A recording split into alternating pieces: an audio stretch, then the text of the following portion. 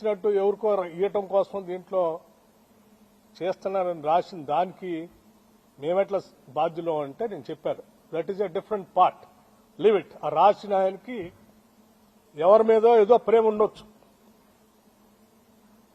లేకపోతే నేను మొదటి నుంచి కాంగ్రెస్ పార్టీలో ఉండి రాజశేఖర రెడ్డి గారికి అత్యంత సన్నిధులుగా ఉండటం వల్ల రాజశేఖర రెడ్డి గారి మీద ఉన్నట్టు కోపంతో నా మీద కూడా కోపం చూపించడానికి రాసి ఉండొచ్చు. కానీ ఇవన్నీ రాష్ట్ర రాజకీయాలకి సింగరేణికి సంబంధించినవి కాదు, పాలనకు సంబంధించినవి కాదు.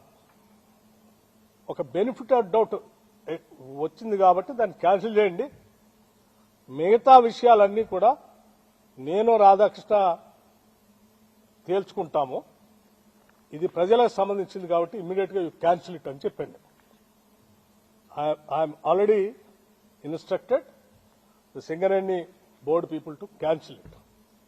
ఇక రాధాకృష్ణ విషయానికి ఈ కట్టుకథ పిట్టకథ రాసిందని అన్నిటికీ అతను ఏ ఉద్దేశంతో రాశాడు, ఎందుకు రాశాడు, ఏ రాజకీయ ఉద్దేశం ఉంది, దాని వెనక ఎవరుండి నడిపిస్తున్నాడో అన్ని విషయాలు మళ్ళీ తిరిగి వచ్చిన తర్వాత నేను మొత్తం ఫుల్ ఫ్లెడ్జ్డ్ గా ప్రెస్ పిలిచి నేను మాట్లాడతాను.